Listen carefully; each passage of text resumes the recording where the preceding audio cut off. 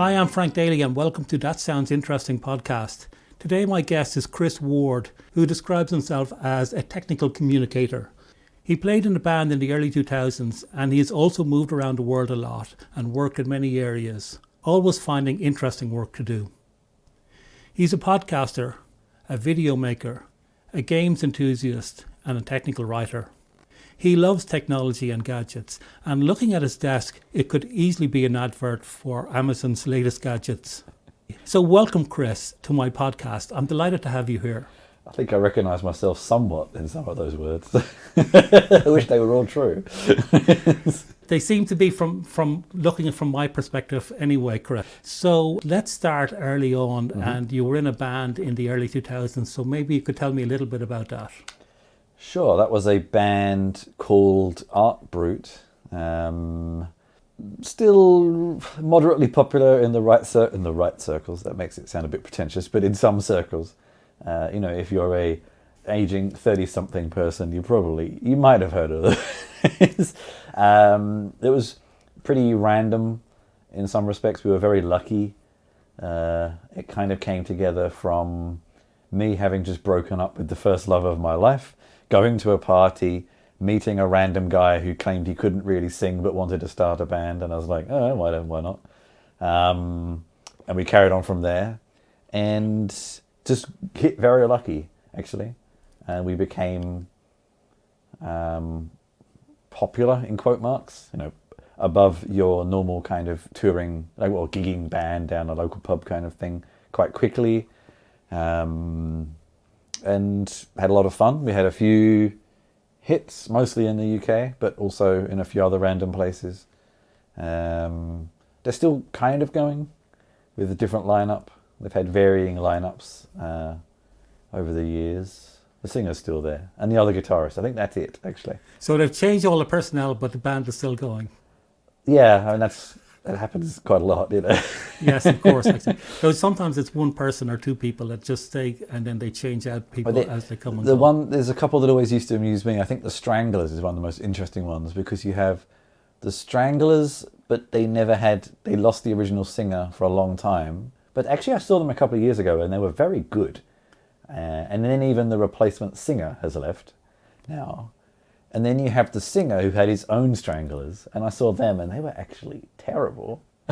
so, it can happen in many, many examples. Of course, actually, I'm a huge fan of Steely Dan, for example, and they've been around since 1972. Of course, Walter Becker is dead now. He died a couple of years ago. But all through the 30 or 40 years, they changed out various different people. And they were the core, and it worked really well. It was, so I in those days I played the guitar, and I played guitar mostly, but I've also played drums a bit. And there's always a joke with the drum kit. It's like, I've had the same drum kit for 20 years. I've changed the snare, the cymbals, the stands, the kick drum, the toms, but it's still the same drum kit. And you kind of get to a point, it's like, is it? is it really? Yeah. And they use that joke in Only Fools and Horses, where one of the characters said he had the same broom for... Oh, yes. It's Trigger, isn't it? Trigger. No, yeah, it's Trigger. Trigger. It is Trigger, of course it is Trigger. Can I tell you a weird anecdote about Only Fools and Horses? Oh, go ahead. Well, it's not very well known outside the UK, maybe Ireland, I don't know. As we'll come to in a minute, I lived in Australia for a long time. No one knows it there. It was only ever really popular there. But apparently, and I was told this a few years ago, it was also really popular in the former Yugoslavia. And so much so, the actor who played the Boise character died recently, and the mayor of Belgrade is naming a street after him. For some bizarre reason, it was super popular in the former Yugoslavia. And is he going to call it Boise Street? I can't remember if it's him or the actor. Yeah. I can't quite remember, actually. Yeah, but a super series, of course. Actually, let's talk about going to Australia, since you mentioned that. So, I don't know, I kind of left the band for various reasons, and I ended up doing some solo stuff. And there were these guys I knew who used to be in a very popular, for 5 minutes, band in the early 90s called Carter the Unstoppable Sex Machine, who anyone of an Just say that again so it gets the full name. Carter the Unstoppable Sex Machine. That was the Okay. name. They were very, very big in the early kind of to mid-90s. And there's a lot of weird anecdotes about them. But anyway, we kind of fell in with them. There was only 2 of them. And they kind of became, especially one of them, became like our rock and roll uncles. We would go to parties at their house. We played with them a few times in their new bands. And often we'd be like, oh, if we wanted to ask advice to someone who'd kind of been there, we could ask them, what do you think about this contract or that contract? And they'd go, oh, yeah, because they'd kind of been there and done all that. But anyway, the one of them, whose nickname was Fruit Bat, he did a tour with his new band of Australia and Japan every year. And he said, I was at a loose end after just breaking up with someone and finishing with the band. Do you want to come and tour with us? I'm like, okay, why not? Got nothing else to do. So I went and toured Australia and Japan. I'd been kind of thinking of leaving the UK for a while. And then we were actually in Australia for like 6 weeks, I think. Toured most of the major cities. And then on the penultimate night, we played this club in Australia, in Melbourne. And I met someone. One thing led to another. I said, "Oh, we always had this traditional meal in an Indian restaurant the next day." And I said, "Oh, come along if you want." Not actually expecting her to. And then she was late, so I was kind of sat there like, "Oh well, that was that." And then she turned up. I was like, "Oh okay." And then we stayed in touch. And then 3 months later, I moved back and stayed there for nearly 8 years. Became an Australian citizen as well. I kind of consider Melbourne more home, actually, than probably London, which is where I'm originally from. Maybe it's just because it's the most recent place I've been, but also felt the most comfortable for various reasons, I think. I don't know. Sometimes it's hard to extract these things, London is where I grew up, so it's very familiar, but then you move away for a long time, so it doesn't feel the same anymore. But if I went back to Melbourne now, it might be the same. It's hard to say. Yeah, it's a point in your life as well as the location. Yeah, exactly. So after Australia, where did you move to then? We came to Germany. We actually initially moved to a place called Leipzig. So I learnt German up to A level. I think it still exists in English education in high school. There was actually a woman from Berlin who worked for a website I did some work for in Melbourne. So we said to her, where should we go in Germany that isn't like normal places like Hamburg, Frankfurt, Berlin? And she recommended either Stuttgart or Leipzig. And Leipzig was a lot cheaper because it's old East Germany as opposed to Stuttgart. And neither of us we were both kind of just like doing bits and pieces sort of work at the time. We'd actually been running a charity in Melbourne for 4 or 5 years and had got a bit burnt out by it and needed just a change of scene anyway. It was always going to kind of be a short-term thing. Leipzig was fine. It was very nice. Everyone always claims it's going to be the next Berlin, but they've been saying that for some time, and it's kind of too small to actually be true, really. But it's very nice. But then I got offered a job here, so we moved here, actually for an Austrian company, strangely. Here in Berlin, you mean? Yeah. So then we moved to Berlin, and we've been here since 2015. So coming up to, what year is it? Coming up to 7 years? Yeah, wow. Coming up to 7 years.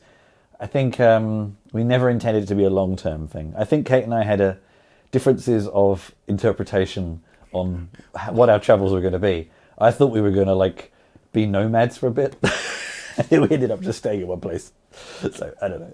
But when you find somewhere that you like, it makes sense to stay there, really. But Berlin is one of these weird places where, and it's the same with a lot of people who live here who haven't, to be fair, that collection of us in Berlin, and there's a lot of us who haven't ever really fully integrated for whatever reason. Most of the time because you don't have a German partner.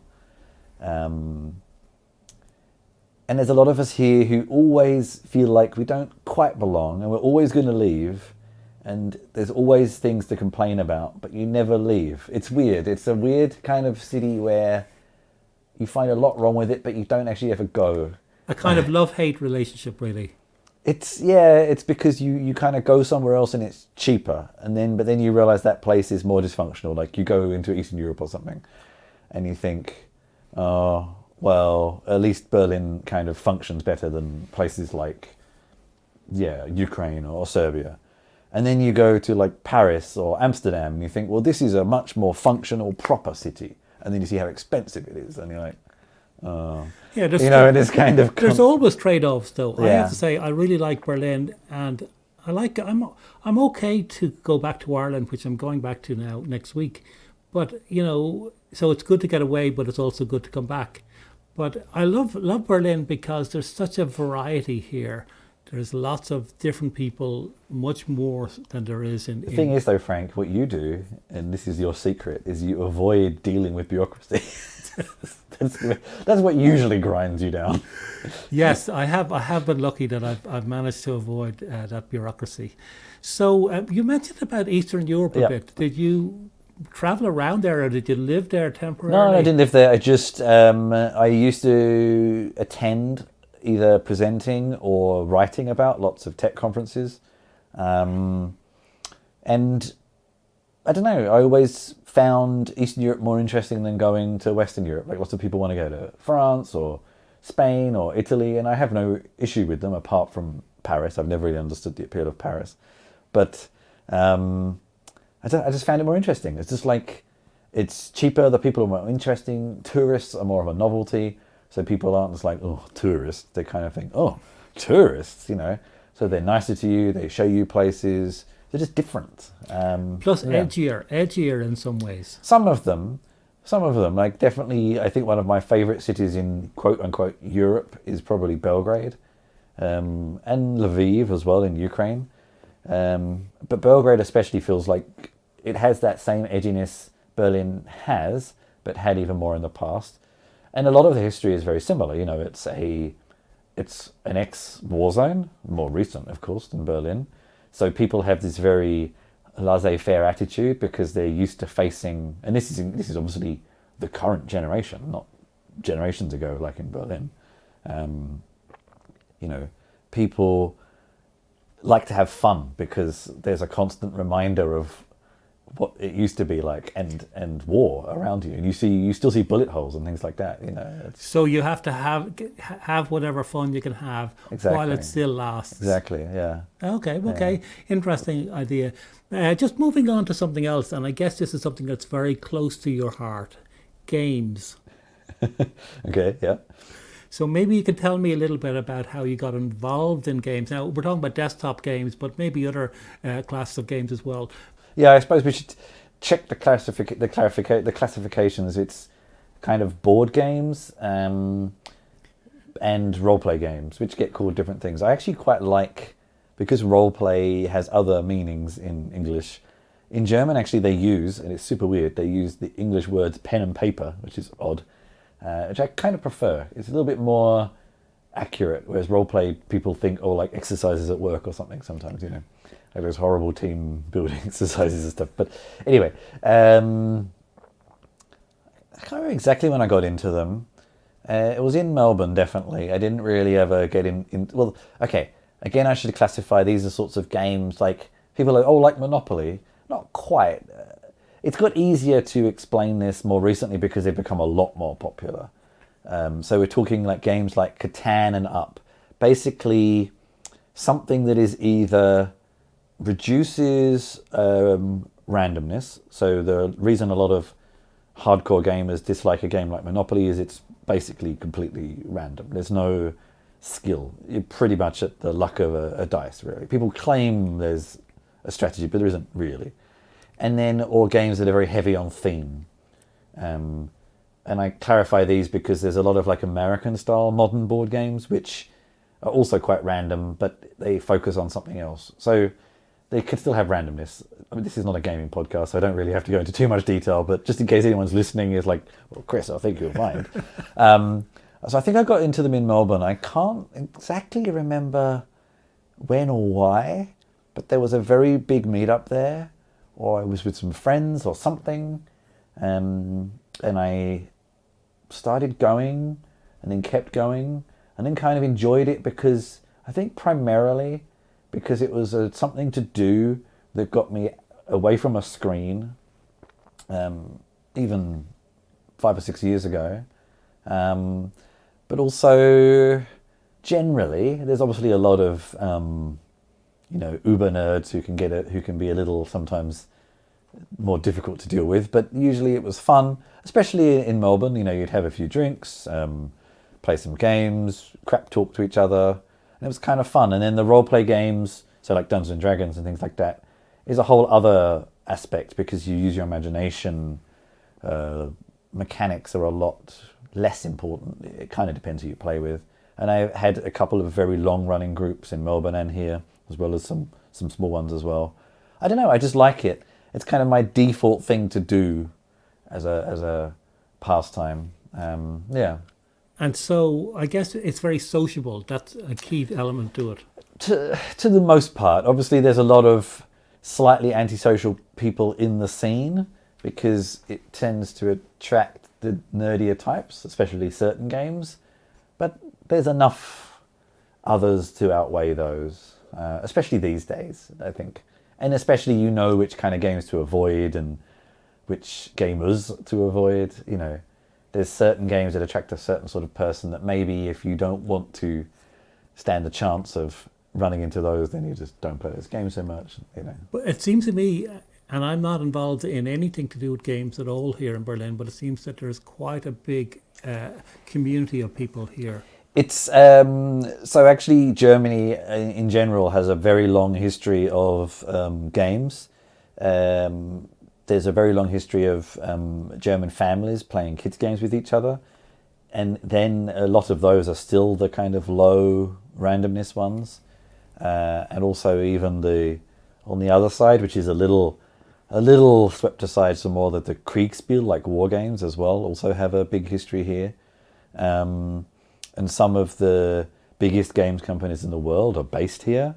One of the biggest gaming conferences and trade fairs happens in Essen every year. So there's a very long history. I would say Germany is probably second to the US, and the US is very recent, is probably like the biggest gaming country in the world. They have award ceremonies that are also like the Kennerspiel, Spiel des Jahres, are awards that are respected all over the world as well.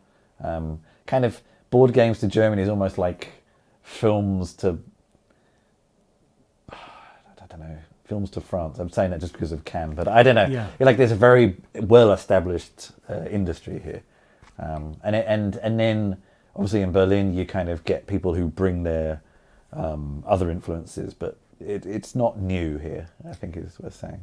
Okay, a long tradition is basically what I guess I understand what you're saying. So moving on from that to internet-based businesses and online streaming. You make me sound like a dodgy salesman. Well, maybe that, but no, I'm only joking. Yeah. But you had internet. You kind of live on the net in some ways. I don't know. See previous statement. I actually try not to too much. There's plenty of people who really live.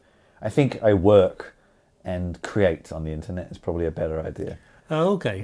Maybe that was just an impression I got. It seemed that because you were interested in making videos, podcasts, and you were also involved, I guess, your technical writing. We can talk about that for a minute. Also, it was on remote or was online as well. But I think that's becoming, of course, more normal. But I think it's more, though, at the same time, I'm not the sort of person who spends a lot of time going down rabbit holes in Reddit or forums or YouTube. So I think I probably work and create. And that's half the reason for playing board games and things, so I don't just spend all my time getting stuck in toxic Reddit threads and stuff like that, which is, Of course. So it's using the other side of your brain, really, in some ways. Yeah, maybe. I don't know. Yeah. So let's talk a little bit about podcasting and live streaming and other things that you tend to do. Sure. My work relationship with the internet started reasonably long time ago. Actually, I left school a year early, and my dad, I can't remember how the conversation even started, but my dad acquired, I used to have computers in the past, Amigas mostly, and I'd make a lot of music on Amigas then. Very weird kind of music, which I wish I could find these days, but I don't know what I did with it.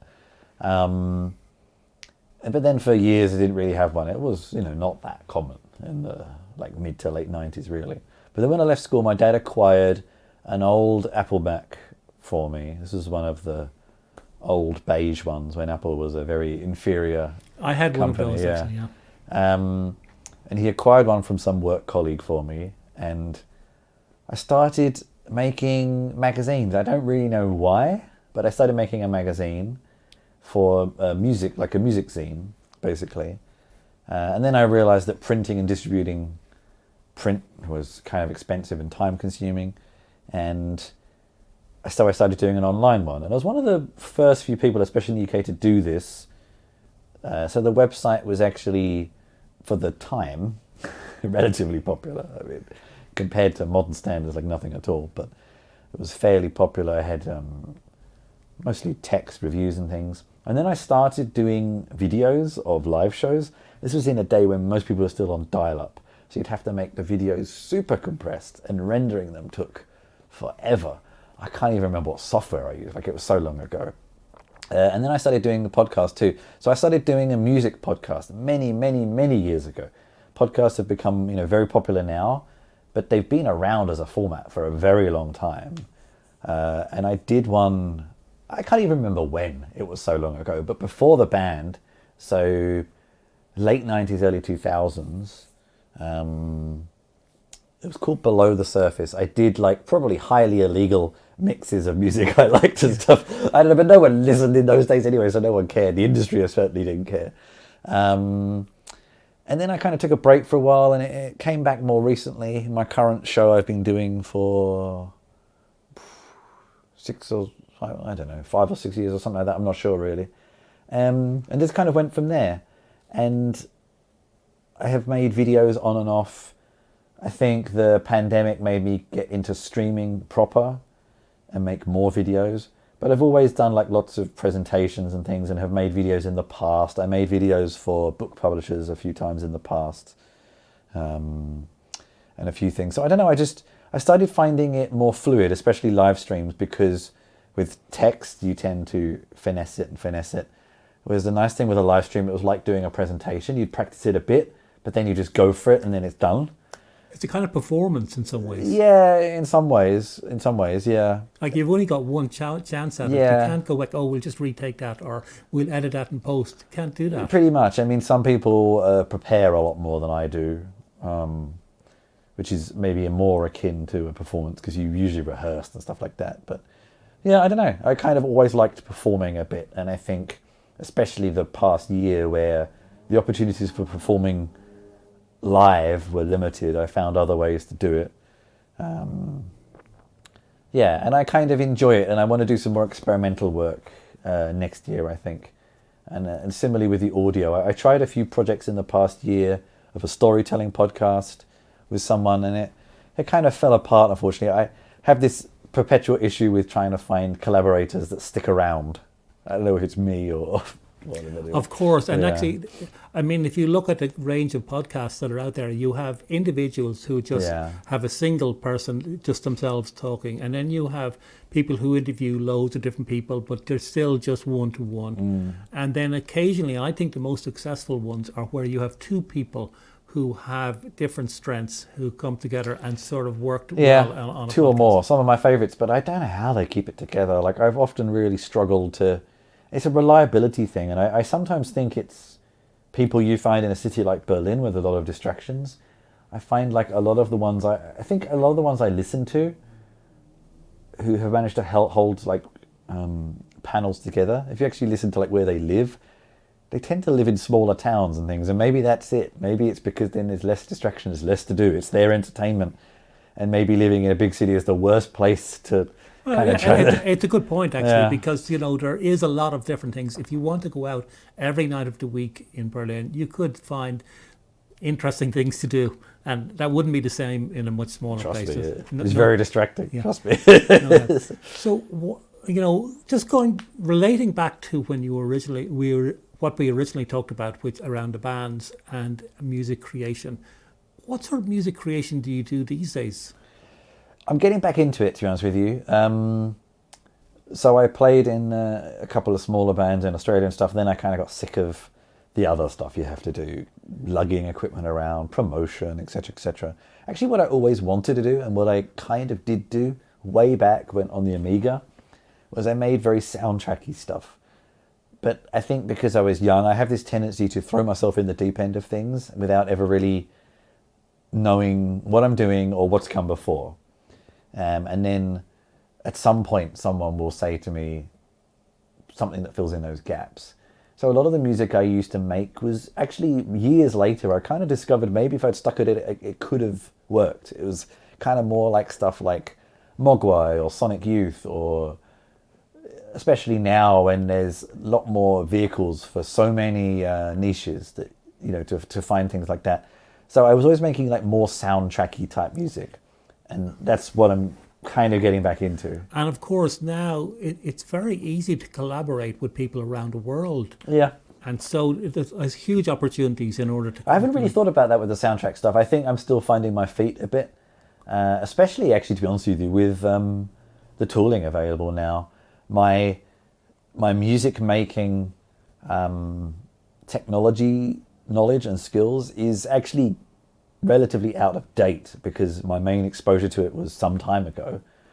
I know there's a lot of opportunities now and a lot of like new ways of doing things and my head is still a bit stuck in some of the older ways, especially if I want to do soundtrack things. People are using newer tools like Ableton or online tools or techniques or practices that are a little bit alien to me still. I still come from the quote-unquote traditional sequencing background. Yes, but even still, you having that experience of doing live streaming, it gives you the possibility of maybe doing a live stream from multiple locations with playing with a sort of a band across the...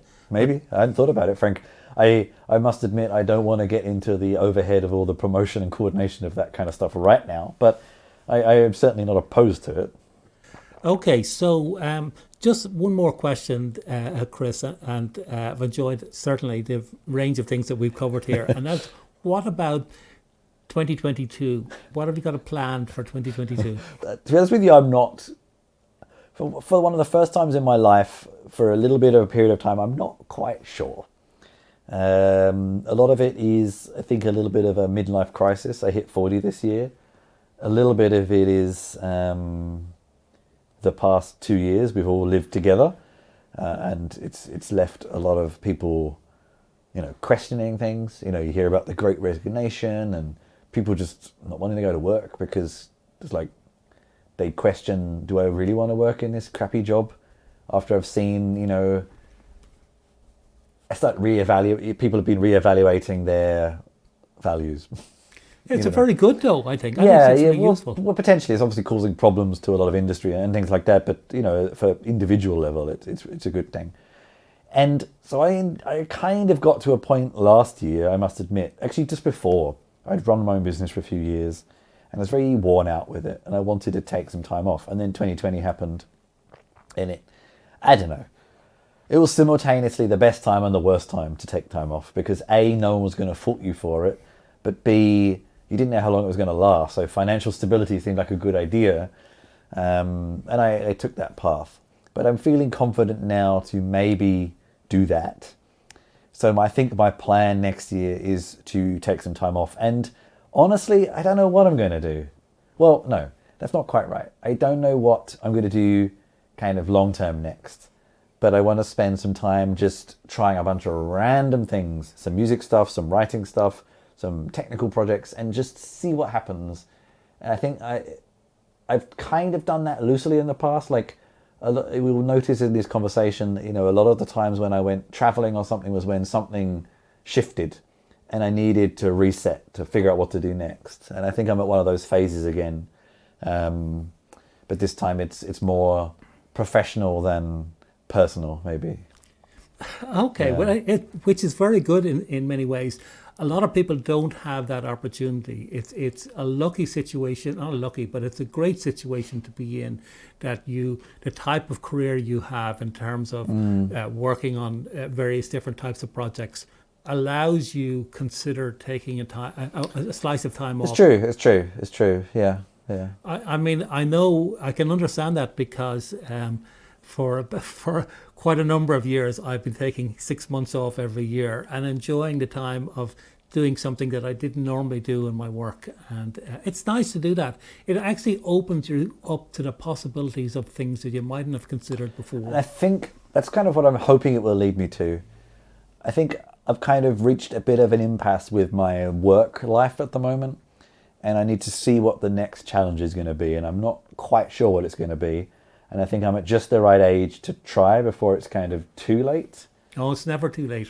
Well, that's the thing, of course. It's always too late in your perspective, And yeah, I don't really know what it's going to be. I kind of got a whole bunch of ideas, and we'll see.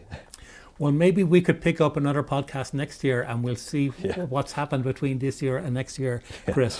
But thanks very much. It's been really interesting to talk to you and to understand the type of things that you're interested in. All right, thanks for having me. Thanks, bye. We could have been stardust, same world but without us. Something made us find each other.